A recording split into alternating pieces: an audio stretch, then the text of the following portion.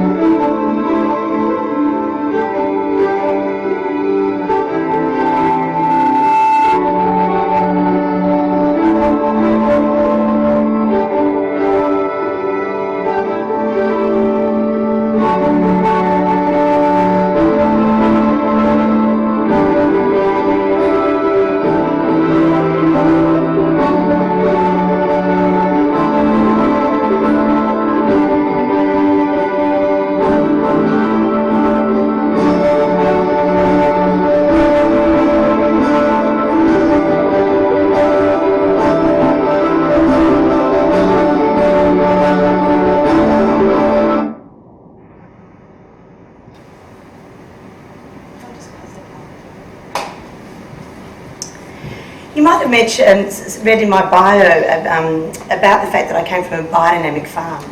I mentioned biodynamics because it was quite significant, being a young girl in the 70s and knowing that your parents had decided to farm in a biodynamic way was pretty unique, especially coming into our area was very conservative, very conventional, and I guess I was intrigued by the decision my parents made at that time. The fact that they noticed that the soils weren't what they used to be. The sheep, or all the animals in fact, weren't as healthy as they were. The bees had gone, salt had increased, and the trees had just lost their shine. So over the years it was wonderful to watch what biodynamics actually brought to our lives. There was another area, growing up on a farm for me as a young girl, there were good parts and bad parts. The good parts was, of course, being part of a wonderful farming community, learning what the shear is, particularly at shearing time, learning how to cook at a young age, and having that access, I guess, to stories outside of our farm. The downside for me, I guess the sad time, was that I was very lonely as a young girl.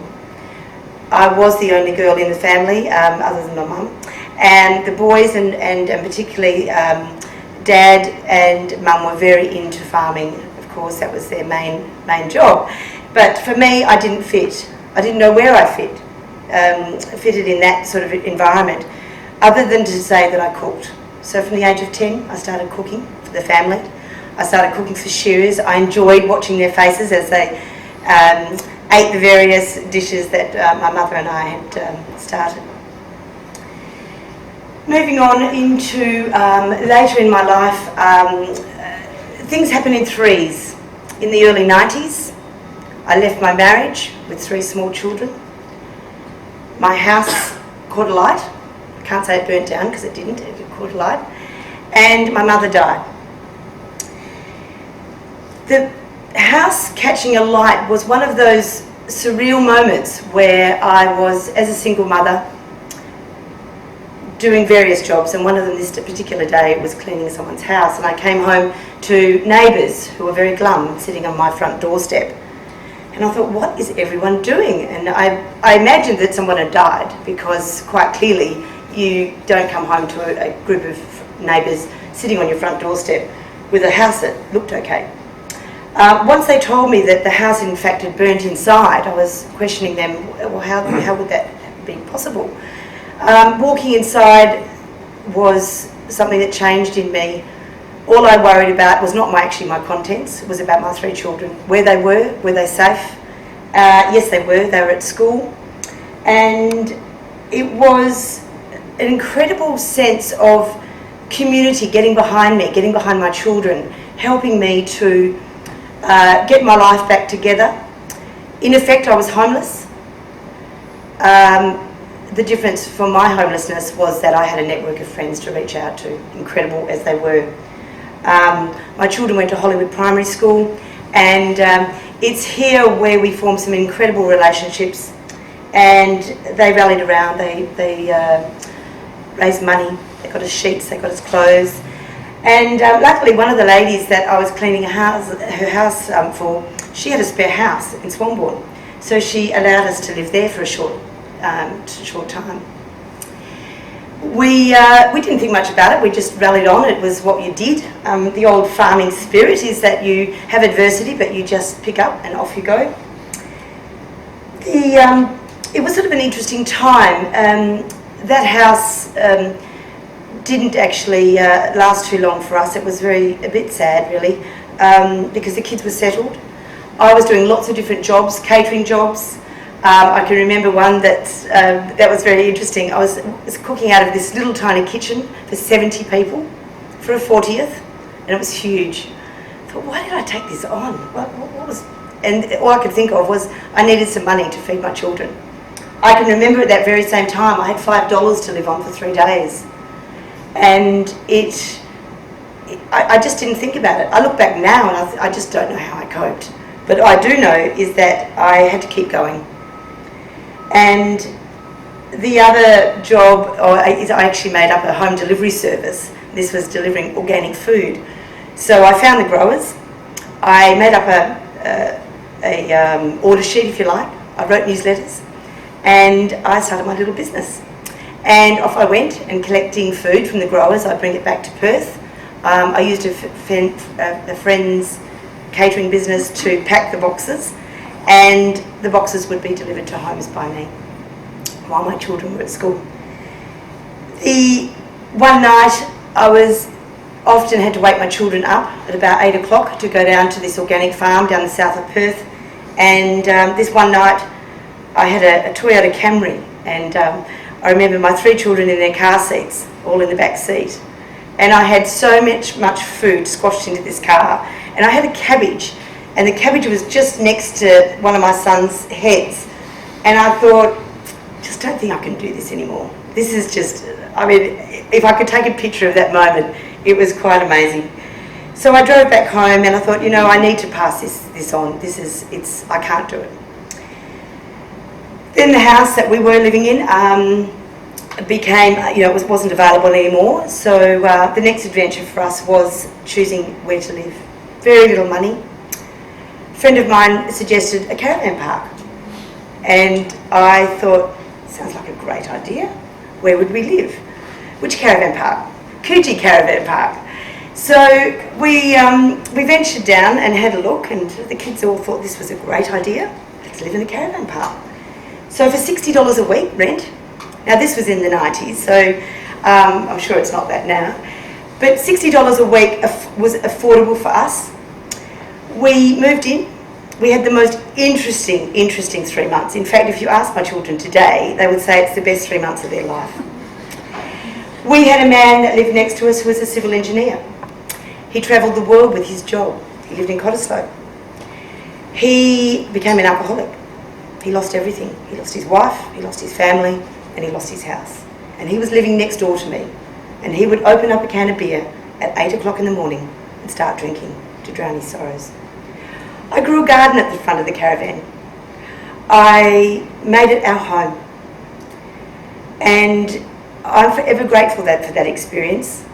My father disowned me. He thought that I was drawing attention to myself.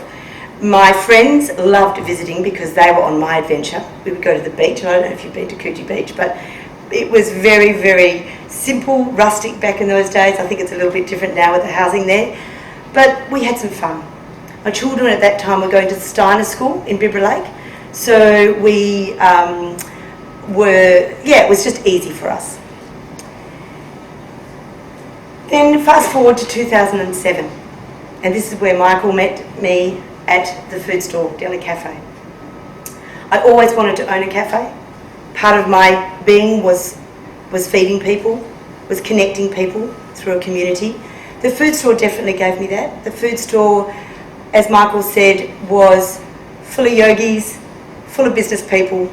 But there was another group of people that I was most interested in, and that were people that were marginalised and displaced from society, and they were living right next door to the food store. I got particularly interested in a lady who used to push a pram, and if you looked at that first slide, that was my connection to her story. She used to push a pram around in West Perth. She was dirty, she had stains on the back of her dress. She would go to the bottle shop as soon as it opened to put to buy the carton of wine, or I think it was called a green bag in those days. And the bag would go into her pram, and she would be pushing it back to her home, which was right next door. People would look at her in disgust. I felt people were looking at her in such a sad way. On one hand, and on another way, they were actually disgusted that she was in their environment. It actually, another change in my life, was how sad that was and what was her story. I befriended her. I invited her into the cafe, much to the disgust of some of my customers. But I did it at about 3 o'clock in the afternoon so she could retain her dignity. And I would sit her down and I'd talk to her and ask her about her life. And her life was as sad as the civil engineer living next door to me in the caravan park in Coogee Beach. She was an alcoholic. She lived in Dalkeith. And I'm only mentioning any suburbs because that was where they told me they were from. She became an alcoholic. She lost her 3 daughters at a very, very young age. She's never, at the time of when I last saw her, she'd never seen her daughters since. They were taken off her. The pram was something significant to her, pushing her children around still in her life. I cried inside for something that she'd lost. And I cried because she was also so displaced in our society. There was no room for her. No one wanted to really know who she was. I remember her living on the streets years ago when I worked in the city, actually. But she didn't push a pram then, so maybe that's something that came out later in her life. The cafe also, I guess, gave me a sense of community. I loved networking. I loved people coming in and joining in a meal. People that I met in the cafe days, I'm still close to today. In fact, in my current work with Food Rescue, this is where a lot of people are connecting back with us, with me particularly. After the food store, I had a wonderful opportunity of working at Perth City Farm. Community farm that I guess gave me, the platform to grow food, cook food, sit down as a community and eat it, amongst many other things. Many, many displaced, marginalised young people. One young man who I was particularly drawn to, didn't like the world. He was very closed, and one day he hurt himself, and he hurt himself quite badly. But he wouldn't tell me that he'd hurt himself quite badly. I decided to take him to the doctors. The doctor wouldn't see him for ages because he didn't think it was that important, or didn't see that it was that critical. So he sat in the waiting room for 7 hours. I got to know this young man. The sad story is that he had been sexually abused by his stepfather. He started drinking, taking drugs at the age of 10. His mother, in his words, was a whore. He came to Perth City Farm as a homeless man. He'd stolen to feed himself. And I couldn't believe that there was this young man who all he needed was some love. So I took him under my wing. I included him in all the activities on the farm. He was working with our team out in the garden. I've never seen a young man work so hard in all my life. He connected with us. He connected us because we returned the kindness to him, and he came to trust us. And I have to say I'm really proud today that that same young man is now employed as a casual assistant cook for one of our food ambassadors for Food Rescue. The joy that I saw on his face when we connected again was just immeasurable. It was through that trust, that caring of a community, and particularly at Perth City Farm, there's many, many stories like his, But knowing that we're still in contact, he asked me if he could follow me on Facebook, and which I allowed, and he often tells me the stories of how things are going for him. He's trying to get off alcohol, he's definitely off the drugs, and he's got a young girl. At the age of 21, he had a young daughter, and I kept asking him to keep looking at her face, even though she'd moved states, and I kept asking him to picture her so that any struggles that he was going through, possibly he could just think of his daughter. I guess the theme for me when I was asked to talk about action was that action for me is doing. This current job, when I received a phone call to manage food rescue, I jumped at it. It's a combination again of everything I love, feeding people. Food rescue is about rescuing food that is perfectly edible for those that can't afford it, people that are homeless, people that are living in cars. And the two services that Food Rescue offer really creates a sense of community and connection to those people who like being fed. We all like being fed. We all need to be loved. And I guess that's what propels me into the action that I've taken to date. Now, good or bad, I was talking to Michael earlier about this, that sometimes action can be detrimental, and particularly for somebody like me, it can be detrimental to my health. Because I push myself. I push myself in every single thing. Anybody that knows me knows I give 120%. But my question back to you as an audience is, what do you see as an appropriate action? Is it, and interestingly, we have this board now saying when I get my way, my actions will be. Now, interestingly, I went right up to many and big, and right up in that, not the very top corner, but I think the next one down, or the one down. But anyway, it's interesting that is so me, just straight there, many and big. But really, is that a good balance? And I guess my question back to you as an audience, what is that balance for us all? Is action propelled by fear? Is action propelled by people expecting more of you? I know for one, people come to me all the time because they know that I'm an action girl.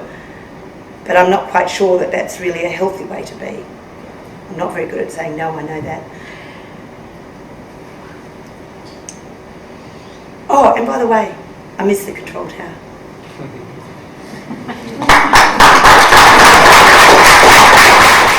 I'm going to ask for the first question to sit down, and then Julie's going to take over. So who's got the first question? Or it may be like you heard a question from someone else and you're like, I want to ask that because that's better than mine. So jump in. Who's got one? So you talked a lot about having communities and making connections in different groups. How do you keep up those connections? Like, do you have to set aside a whole heap of time? Does it just happen really naturally and you find yourself making that time anyway? It's a really good question. I do it quite naturally, but it does and is taking its toll, yes. But I don't think I can ever see myself stopping. I just have that inner yearning. I think, and it stems back from being on the farm and being really lonely as a young girl, knowing that my brothers and my father are out on the farm, and I just think, I just never want anyone else to feel like that. And I think that actually is what propels me. And I don't see any change. I do need to start saying no a little bit more, but I will never stop connecting community. That will be with me till I die. Yes? I was wondering, I know a tiny little bit about City Farm, and I was interested to hear what your involvement is there and what, maybe a little bit more about City Farm. And what Sure. So I went, I went there initially to consult to the cafe. The cafe was just being built. And having owned a cafe in West Perth, the then managers asked me if I would come and consult to them to get the cafe up and running, which I did. But after running my own cafe for 4 years, I just thought, I just don't have any gas left in this tank. So I moved down to help in the administration area, and from there I ended up co-managing the farm. So my area was really, we had a lot of social enterprises, so we had Work for the Dog programs, we had an event space, We had a circus school, cafe which we outsourced to a private enterprise, which worked a lot better than us trying to run it, because it's a bit, I don't know if any of you have been there, but it's a pretty humming cafe, and the surrounds are wonderful. Really, the premise was to really connect people to gardening, and I guess connecting with soil, connecting with gardening, connecting with community, sitting down having community lunches. It's something that we did most days, and our budget was about $25 a week, so everything we ate was off the farm. I had 2 amazing volunteer friends who came in and showed young people who used to go across to another place over the road, I won't mention which place, and would buy a Chico roll and a Coke most days for lunch. And eventually they would enter into our kitchen, start learning how to just cut up simple fruit and veg and sit down and actually enjoy the meal. So it was really that I really gained a lot of insights into how it works for people, because they just want a purpose. Most people just want a purpose. They want something to do. And I'm really hoping to do this with food rescue. So in my area of food rescue, I'm not happy about just rescuing food and giving that on to charities. I actually want to connect more with people who are displaced. So I've got be pleased to know, Peg, I've got a waste compost grant in at the moment. So we're actually, the organic waste that we can't pass on to charities, we're actually going to compost that ourselves, and we're going to be bagging that up. And we're going to connect with another program with Uniting Care West, where I sit under the umbrella of Uniting Care West as a program. And there's other programs with particularly a men's group who are displaced themselves and probably won't ever be able to get jobs. So I've connected that program with our waste program, and we'll let you know when that all comes off. And yeah, certainly you're welcome to come along to Food Rescue and see our operation and see what we're doing there. Yes? When is Food Rescue? Food Rescue's in Belmont, so it's a warehouse just in Francisco Street. And from there we have 3 vans which go out every day collecting food. We're collecting about 50,000 kilos a month of food from supermarkets. That food is perfectly edible, but we do need to sort and pack it, and we do that prior to allocating it to the charities. We also have, for those of you who are working in CBD, you might have seen 2 cargo carts running around the city. That's actually an initiative that we launched last November. And those carts are pushed by corporate volunteers in the city. We've got 18 corporates involved. Bank West is one of them. And they push the carts every afternoon between 2 and 4, and we're collecting about 3,500 items a month. And that same food, perfectly edible food, is getting passed on to homeless centres, families living in cars, at family foundations, the Salvos who are doing soup kitchens, and Tramby, which is a day centre. So that food is passed on that same day. I have a question. You've done some amazing things and overcome some incredible obstacles, which is just truly inspirational, and thank you for that. So often people see a need and they don't take action. Sometimes they're afraid that they don't know where to begin, or they fear that they'll fail. You must have faced fear lots of times. Can you tell us about how you overcome fear? Oh, that is a really good question. Do you know, I don't know. I actually don't think about it. I am I don't know where I get this from. I'm the eternal optimist. When things were so bad, I just could pick myself up. I don't know. I never looked back. And I don't know who gave me that genetic makeup, but boy, I'm really grateful, because I did have some very adverse experiences. And I think my 3 children were quite instrumental in that as well. They didn't ask for me to leave my husband. And I think that may have propelled me as well, but I think there's definitely a genetic makeup. My grandmother was quite inspirational. She ran a farm on her own with my dad and his brother at 8 and 9.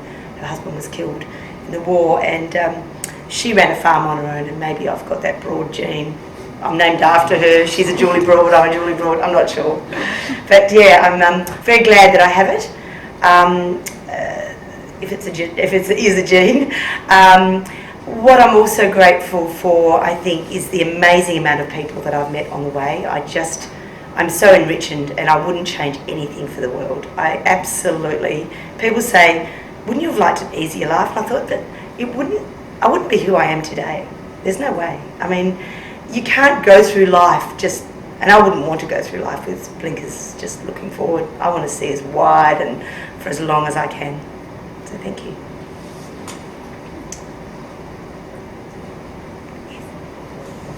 I'm sorry, we really had a question, but it went so quickly I didn't read it all. You had a quote up there about your passion, if you don't already. Can you speak to that particular quote? Yes, thank you for that. For me, I struggled with knowing what my passion was. I actually didn't have a purpose. I knew I wanted to have 3 children, but I actually grew up not actually really knowing who I was and what is my purpose in life. Everyone else around me seemed to have this amazing energy for their purpose, and I thought, well, what's my purpose? And it's really, other than being a mother, I actually couldn't answer that. So it was really, I guess, the food stall, the deli cafe that I had in West Perth as a co-owner. I just realised that lady next door really, she just changed my life, watching her walk along every day with this pram, with her goon bag sitting on top of it. Sorry, cask wine. You can edit this, can't you? I think I guess that's where my passion developed. I think they don't have a voice. A lot of these people don't have a voice, and I've got a big voice, and I don't stop. People say no, and I just say no, that's not true. And just to include people, I think it's just so wonderful. And I was talking to one of our volunteers. We've got 107 volunteers, by the way, at Food Rescue, which I adore every single one of them, what they put in every day. And one of them said to me the other day, she said, I'm frightened to actually stop and talk to homeless people. And I said, why? She said, I don't know, I just don't know. And I said, just try one day, just to ask how they are. And you'll be surprised what they actually give you in return. They sometimes they might just want an apple. One day I remember going and buying an apple and just giving it to this guy, and then I realised that was probably not the right thing to do, because a lot of people who are living on the streets maybe not have secure teeth, so an apple's probably not the most appropriate thing. But maybe a coffee, maybe a soup, maybe but even just a chat, just asking how their day is. Don't be frightened of people. I learnt one day a young girl was 16. She was with a boyfriend. She was begging in the Perth train station, and I stopped and asked her why did she have any food, and she said no. She said I don't, and I said, but can't you go to a soup kitchen? And she said, oh, I can, and we do sometimes, but we get really sick of having soup. And I said, I understand. I said, is there anything else that you could you can find? She said, I'm too young to go into any shelters. They don't accept my boyfriend and I. And she told me her story. And her story was really sad. And I walked away and I said, and all she wanted was a shower, and it was going to cost $10. So I was rushing to a meeting, and I said, look, please stay here. When I don't have any cash on me, but when I come back, I want to give you some money so you can go and have a shower. Which, unfortunately, she'd gone by the time I'd come back. But it's those sorts of things that propel me into, just finding out. I mean, I don't ask the question, they just tell me, because I actually want someone to listen to them. So my goal, really, I guess I'd love to have a community cafe in the city somewhere, where people could come in, sit down at a table and eat food. Now I'm thinking that maybe the Cargo Card Initiative could give, because we're already collecting 3,500 items just from 30 cafes in the CBD. We've got a lot more scope. So imagine having a really cute little cafe that is run by volunteers, and then we're just using all the food that other cafes haven't sold that day, but it allows people to come and sit down and have a meal together. How cool would that be? So watch this space, because I think it's going to happen. Might not be this year. How is your relation with the family now? And I can ask you that. I know it's personal. Yeah. No. I'm really glad you asked me. My father is non-existent. Unfortunately, my dad remarried fairly soon after Mum died, and that's basically severed all relationships with him, which is very sad. And one of my brothers I'm close to both of them, but one of them particularly I'm close to, and my 3 children. Dare I say, they've come through the other end, but they're all going really well. So I'm very close to my 3 children, very, very close. Last question. Oh, can I Yes. ask a what's your favourite meal? Oh, good question. I think sage and lemon with lots of butter in the roasted chicken in the oven baked. Wood. Wooden oven. With lots and lots of veggies and beautiful friends or family, and both. Thank you.